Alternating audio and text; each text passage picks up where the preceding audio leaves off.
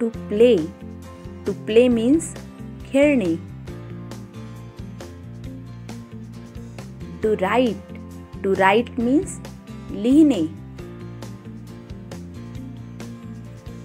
To read.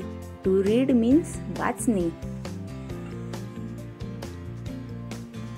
To eat. To eat means खाणे. To drink.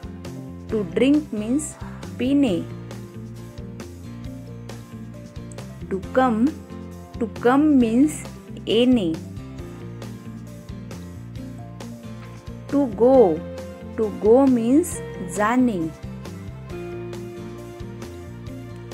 To give. To give means देणे.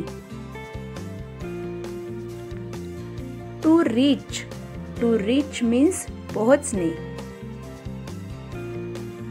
To speak.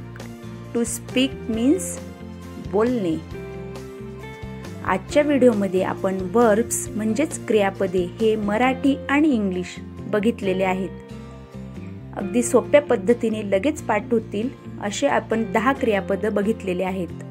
असेच नवनवीन video बघण्यासाठी चॅनलला लाईक करा, शेअर करा आणि सबस्क्राईब करा. धन्यवाद.